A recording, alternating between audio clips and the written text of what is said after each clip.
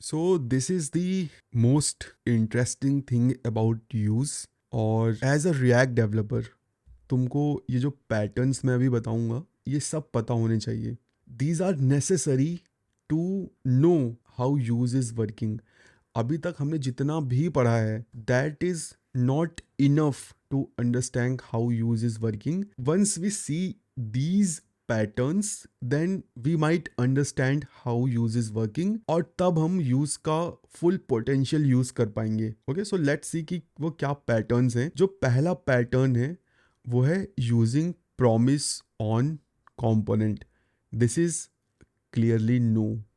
What does this mean? इसका मतलब simply यही है कि भाई जो तुम्हारा कंपोनेंट है उसमें बना हुआ प्रॉमिस कभी मत यूज़ करो।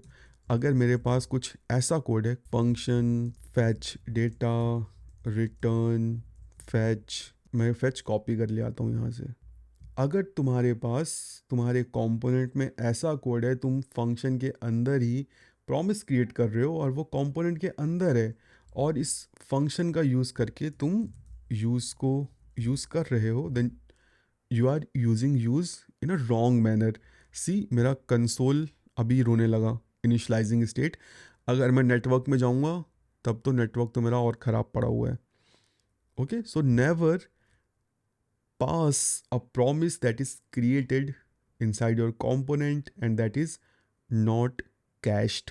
Let's see what is the second pattern. Caching outside component. Well, that's a easy way. What we can do, we can move this function outside our component and let's see what happens.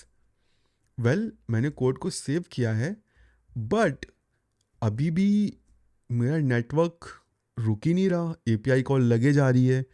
Well, इसलिए because her render पे मैं function को call कर रहा हूँ और मुझे एक नया प्रॉमिस मिल रहा है और फिर ये साइकिल चलती जा रही है चलती जा रही है।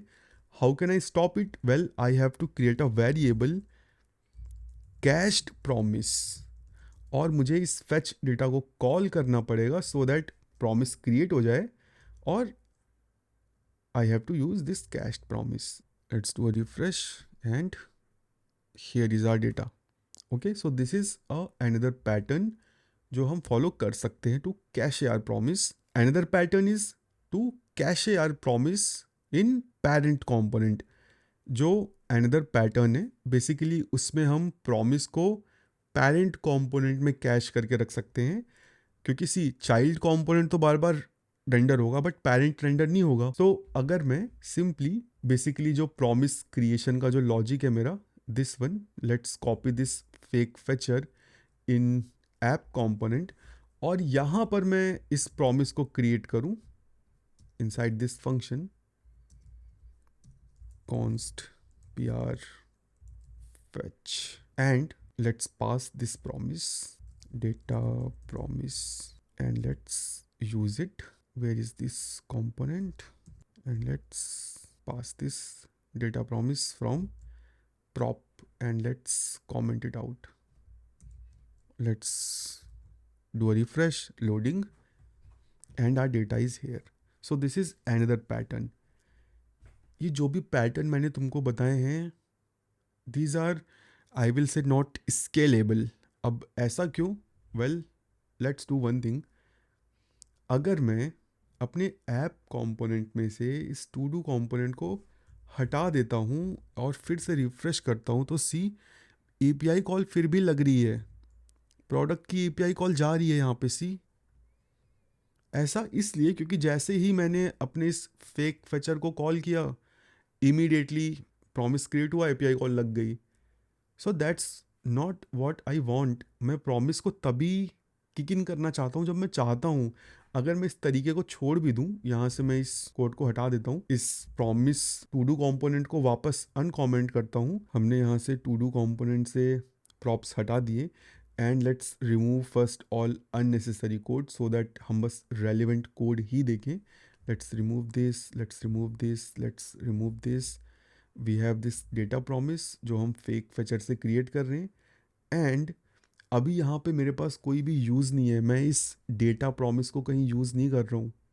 बट अगर मैं इस कोड को सेव करता हूँ, ब्राउज़र को रिफ्रेश करता हूँ, at the bottom I have this product API call and let's see कि ये कहाँ से लग रही है. वन इज़ इनसाइड मैप जो कि हमने यहाँ ऐप कंपोनेंट में आई बिलीव ऐड किया है. वेल इसे तो मैंने अनकॉमेंट कर रखा है फिर भी लग रही है. सेकंड todos.jsx वेल यहाँ पे तो मैंने कहीं यूज़ ही नहीं किया. मैंने ये फंक्शन कॉल किया है, जैसे ही फंक्शन कॉल हुआ प्रॉमिस क्रिएट हुआ API कॉल लग गई. अगर मैं इस इनसाइड मैप में जाऊँ मैंने इसको कमेंट कर रखा है बट फिर भी लग गई. वेल मैंने इसको इंपोर्ट कर रखा है. सी मैंने कंपोनेंट को बस इंपोर्ट किया, कंपोनेंट के बाहर मैंने प्रॉमिस को कैशे किया था बट ये ट्रिगर हो गया. So that means these ways are not scalable. फिर कौन सा तरीका है स्केलेबल वाला? थोड़ी देर पहले हमने देखा था कि जो यूज स्टेट हुक था उसमें हम एक फंक्शन पास कर सकते हैं to initialize our state. Let's see if we can use that. इस कोड को मैं कमेंट करता हूँ. अब वो तरीका भी उतना स्ट्रेट फॉरवर्ड नहीं है, हमको थोड़ा ट्रिकरी यूज करनी पड़ेगी. Okay, what we can do, first of all let's consume this promise. Use data promise यहाँ पे हम पास कर देते हैं, इसको सेव करते हैं और ब्राउज़र को रिफ्रेश करते हैं. मेरा डेटा आ गया. अब हम क्या करेंगे, प्रॉमिस को कंपोनेंट के बाहर कैश नहीं करेंगे, कंपोनेंट के अंदर ही कैशे करेंगे. So first let's cut this code और यहाँ पर अब मैं एक दूसरी स्टेट बनाऊंगा. Const data promise equal to use state and I will pass a function here and let's rename it and let's return it. But this will not work. Let's do a refresh and see what happens.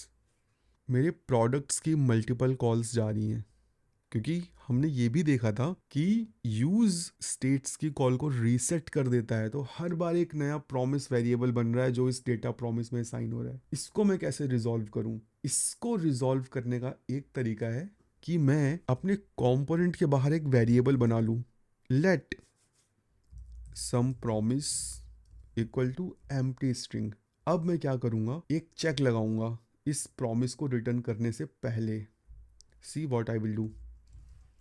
If some promise is empty, इसमें कुछ नहीं है, तब क्या करो, सम promise को assign कर दो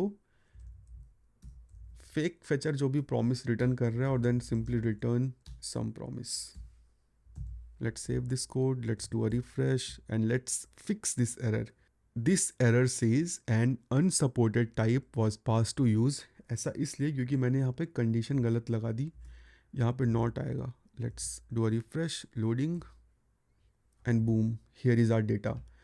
So this pattern is somewhat, you guys can check if this solves your problem. यहाँ पे मैं promise को अपनी will पे create कर रहा हूँ. Okay, but again, this is not scalable to every application, every requirement, but ये तुम्हारी उस problem को solve कर देगा जहाँ पे कंपोनेंट को बस इंपोर्ट करने से ही तुम्हारी API कॉल लग जा रही थी. अब ये API कॉल तभी लगेगी जब तुम्हारा टू डू कंपोनेंट रेंडर होगा. Okay, so this is another interesting pattern that you guys can explore. So हमने यूज प्रॉमिस ऑन कंपोनेंट देख लिया, caching outside component in parent component, using use state to cache promise, ये भी देख लिया. अब बचते हैं दो तरीके, सीक्वेंशियल और पैरेलल. जो इसेंस है आज की सेशन का वो इन्हीं दोनों में है. यहाँ पे अब हम डिस्कवर करेंगे कि भाई जब हम यूज API को कॉल करते हैं तो कंपोनेंट के साथ क्या होता है. अभी हम एक्सप्लोर करेंगे सीक्वेंशियल पैटर्न ऑफ यूज की यूज़ का यूज़ करके अगर मुझे एक वाटरफॉल वे में API कॉल लगानी हो एक के बाद एक के बाद एक, तो वो मैं कैसे कर सकता हूँ. Let's see. यहाँ पर मेरे पास सिंपली एक कंपोनेंट है एक्सपेरिमेंट्स नाम से. इसमें सिंपली मैंने एक सस्पेंस ऐड किया है और एक सीक्वेंशियल कंपोनेंट है. सीक्वेंशियल कंपोनेंट के अंदर चलते हैं. यहाँ पे चीज़ें थोड़ी सी इंटरेस्टिंग है. ओके, यहाँ पर मेरे पास सबसे पहले तो यहाँ पर मेरे पास 3 स्टेट वेरिएबल्स हैं, शॉर्ट प्रॉमिस, मीडियम प्रॉमिस और लॉन्ग प्रॉमिस। ये सिंपली स्टेट वेरिएबल्स हैं जो कि अपने पास एक प्रॉमिस को रखे हुए हैं, कैश्ड प्रॉमिस। और हर प्रॉमिस के लिए मेरे पास एक यूज़ है यहाँ पे। See, use short promise, use medium promise and use long promise. और जब इन सारे प्रोमिसेस का काम ख़त्म हो जाता है तो यूजिंग कंसोल डॉट टाइम मैंने सिंपली टाइम को लॉग किया है कि इन तीनों एपीआई कॉल के एग्जीक्यूशन में कितना टाइम लगा है। ठीक है। और मैंने प्रॉमिस क्रिएट कैसे किया है? वेल, सिंपली मेरे पास एक फेक फेचर फंक्शन है, लेट्स सी कहाँ पे है ये। और ये सिंपली जो भी टाइम मैं पास करता हूँ उतने टाइम वेट करता है और डेटा को रिजॉल्व कर देता है। तो अभी मैं सीक्वेंशियल में अगर चलूँ तो यहाँ पे मैंने 1 पास किया है, that means 1 second, 2 means 2 seconds and 3 means 3 seconds. तो मेरे पास 3 कैश्ड प्रॉमिस हैं और 3 यूज़ की कॉल्स हैं। तो यहाँ पे मेरा ये जो कोड है ये सीक्वेंशियली रन करेगा। टोटल जो टाइम आएगा वो 6 सेकेंड्स आएगा। Let's save this code, let's go to the browser, let's open the console, let's do a refresh and see. यहाँ पे कंसोल्स आने लगे हैं। जो लास्ट में टोटल टाइम आएगा वो 6 सेकेंड आएगा। सी, 6 सेकेंड्स। तो यहाँ पे जो चीज़ें हैं वो सीक्वेंशियली मैनर में चलती हैं। ठीक है। अब यहाँ पे बहुत ही इंटरेस्टिंग चीज़ मुझे तुमको बतानी है कि किस तरह से यूज़ कंपोनेंट को ट्रीट करता है। Let's understand piece by piece. Start से हम इस सीक्वेंशियल कंपोनेंट का एक ड्राई रन करते हैं। मैंने अननेसेसरी लॉग्स हटा दिए हैं। सबसे पहले रीसेट 1 स्टेट 1 ये मुझे देखने को मिलेगा लाइन नंबर 104। देन मेरा कंट्रोल पहुंचेगा 111 में। फर्स्ट टाइम की मैं बात बता रहा हूँ, फर्स्ट टाइम। जैसे ही लाइन नंबर 111 हिट होगी, एक बहुत ही इंटरेस्टिंग चीज़ होगी जिसको बोलते हैं मोड स्विचिंग। अब ये मोड स्विचिंग क्या है? वेल, इन रिएक्ट 18 हमें कॉन्करेंट रिएक्ट की फंक्शनैलिटी देखने को मिली थी। उससे पहले तक अगर तुम्हारा कंपोनेंट एक बार रेंडर होना शुरू हो गया तो वो रुकता नहीं था। But in React 18 we have concurrent functionality जहाँ पे रिएक्ट ये चेक करता है कि क्या ब्राउज़र के पास कुछ हैवी टास्क है या कुछ और प्रायोरिटी पे करना है। बेस्ड ऑन दैट रिएक्ट अपना जो भी रेंडरिंग का वर्क है, कंपैरिजन का लॉजिक है, उसको पॉज कर देता है और फिर रीयूज़ भी करता है बाद में और रेज्यूम भी करता है। सो बाय डिफ़ॉल्ट हमारे जितने भी कंपोनेंट होते हैं वो सिंक्रोनस होते हैं। By default components are synchronous. इसका क्या मतलब हुआ? वेल, अगर तुमने कोई स्टेट अपडेट की तो वो स्टेट अपडेट होगी नेक्स्ट रेंडर साइकिल में। ऐसा नहीं कि वो स्टेट अपडेट नहीं होगी।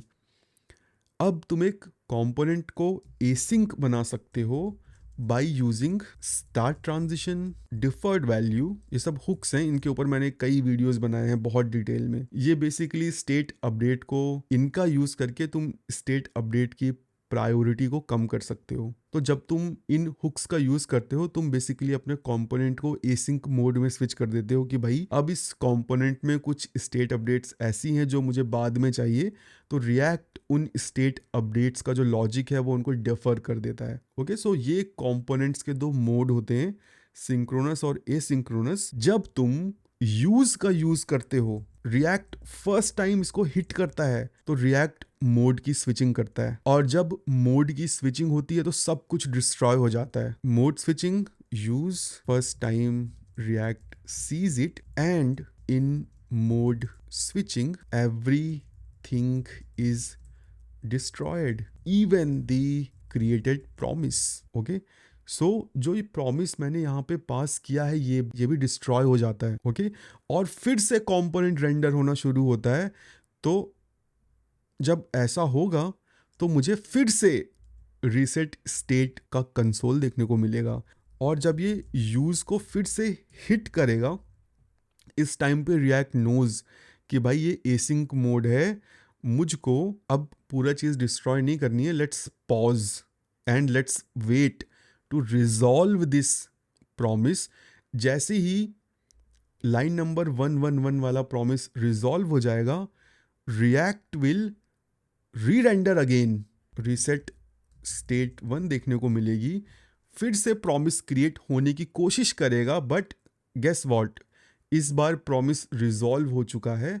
तो मेरा जो कोड है वो लाइन नंबर 113 में पहुंचेगा और फिर वहाँ पे मुझे रीसेट स्टेट 2 की कॉल देखने को मिलेगी, कंसोल लॉग बेसिकली।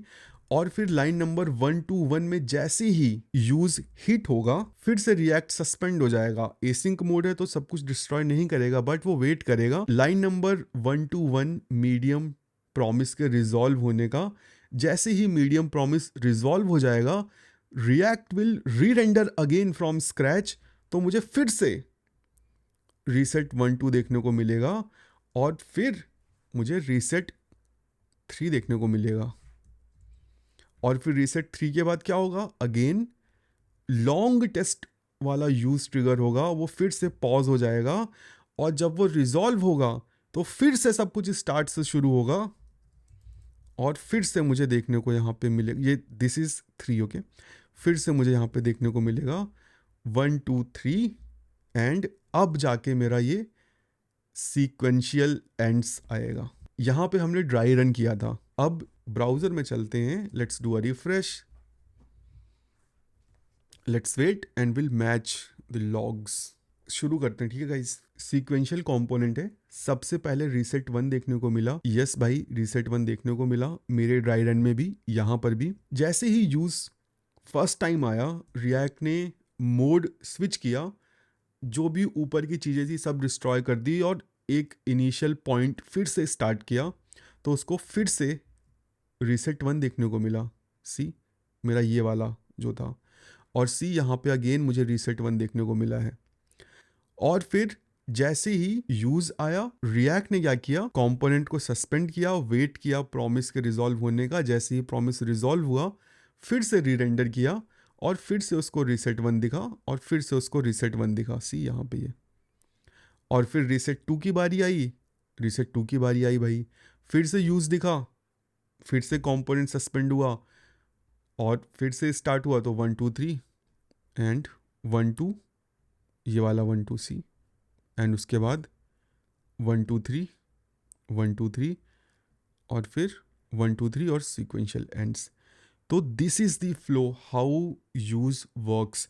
जो पहला यूज है वो तुम्हारे कंपोनेंट को डिस्ट्रॉय कर देता है, मोड फ्लिप कर देता है। जब मोड फ्लिपिंग होती है तो everything is destroyed. Now everything is only destroyed जब तुमने यूज को डायरेक्टली यूज किया है।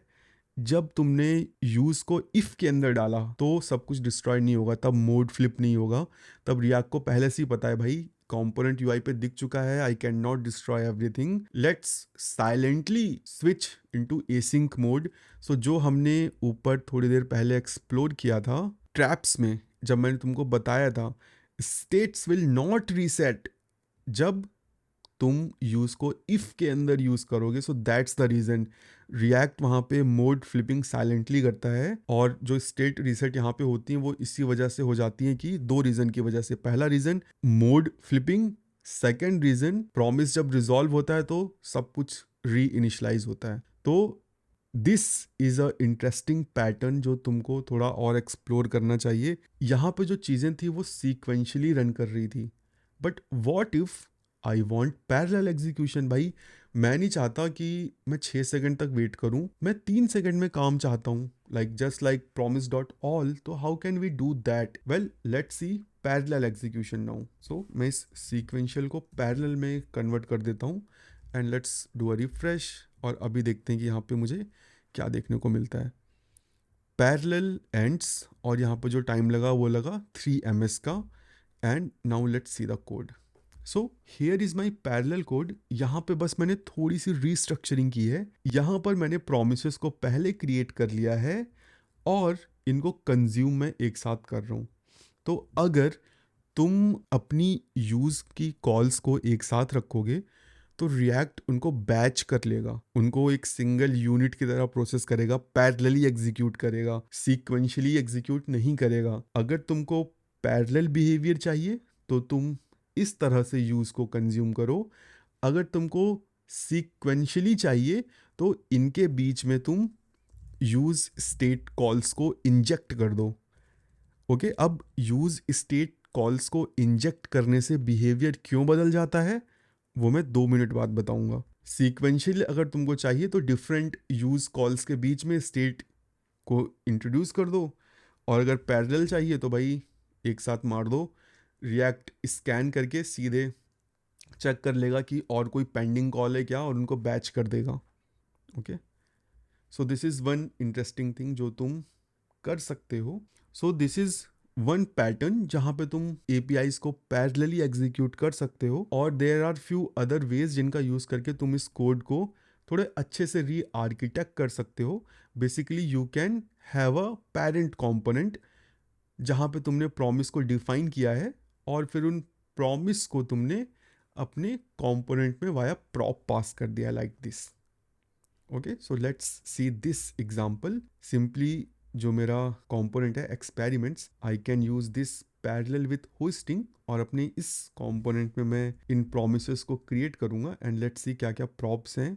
Short promise, medium promise and long promise. Short promise में हम स्मॉल प्रॉमिस को भेज देते हैं, मीडियम प्रॉमिस में medium promise, and large promise में large promise. Basically this large is long promise. Let's do a refresh again and see 3 second.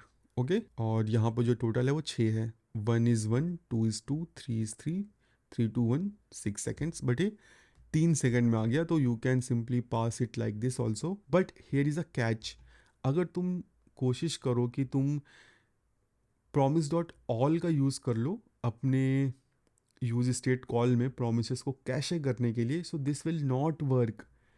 ये इसलिए काम नहीं करेगा क्योंकि सी, हर बार जब प्रॉमिस रिजॉल्व होगा स्टेट री इनिशलाइज होगी, और हर बार promise.all तुमको एक नया प्रॉमिस थ्रो करके देगा, और तुम्हारा ये साइकिल चलता रहेगा। अगर मैं अभी अपने इस पैरेलल विथ होस्टिंग को रिप्लेस कर दूं पैरेलल विथ promise.all, और फिर अब रिफ्रेश करूं, तो सी ये लोडिंग हमेशा चलती रहेगी, रिसेटिंग स्टेट की होती रहेगी, और कभी मेरा ये प्रॉमिस रिजॉल्व नहीं होगा। See, so this you can not use, but इसको तुम री आर्किटेक्ट कर सकते हो। इट्स योर जॉब कि तुम फिगर आउट करो कि किस तरह से तुम promise.all को यूज कर सकते हो। ओके, नाउ अब जो इस पूरे सेशन का लास्ट ब्रोकन पीस बचता है वो ये कि रिएक्ट कैसे और क्यों, बेस्ड ऑन मैं यूज़ को कैसे लिखता हूँ, कैसे पोजीशन करता हूँ, उसके एग्जीक्यूशन को कैसे मैनेज करता है, कैसे वो डिटेक्ट करता है अब सीक्वेंशियल करना है, अब पैरेलल करना है। ओके, वेल लेट्स सी कि यहाँ पे हमारे पास क्या चीज़ें हैं जो ये जस्टिफाई करते हैं कि कैसे और क्यों रिएक्ट सीक्वेंशियल और पैरेलल के बीच में डिफरेंशिएट करता है। सो देखो होता क्या है, अगर जो तुम्हारी यूज कॉल्स हैं उसके बाद यूज स्टेट है, तो रिएक्ट इमीडिएटली अपनी रेंडरिंग को पॉज कर देता है, सस्पेंड कर देता है। This is because use state is a hook that affects the component's state, and React needs to ensure consistency in the components state line life cycle. तो अगर यूज के बाद कोई भी स्टेट अपडेट हो रही है तो यूज सस्पेंड कर देगा वहीं पे अपना रेंडरिंग, जब तक प्रॉमिस रिजॉल्व नहीं हो जाता वो फर्दर चेक नहीं करेगा। बिकॉज एक अनदर रीजन भी है, render phase boundaries. Use state calls effectively creates a boundary in the render phase. React treats the code before this boundary as a discrete unit that must complete or suspend before moving on. तो basically जो use state है उसको तुम एक boundary की तरह समझो, जैसे ही रिएक्ट को वो दिखता है वो उसको प्रोसेस नहीं करता अंटिल ऊपर का सारा काम नहीं हो जाता। Okay, and these are another 2 reasons जिसकी वजह से जब भी रिएक्ट को स्टेट कॉल्स दिखती हैं रिएक्ट वहाँ पे सस्पेंड हो जाता है, और अगर स्टेट कॉल्स नहीं है तो वो नीचे का कोड स्कैन कर लेता है कि क्या कोई पेंडिंग प्रॉमिस और है क्या, और फिर उनको बैच कर देता है। This was all about use, और using use is not that straight forward.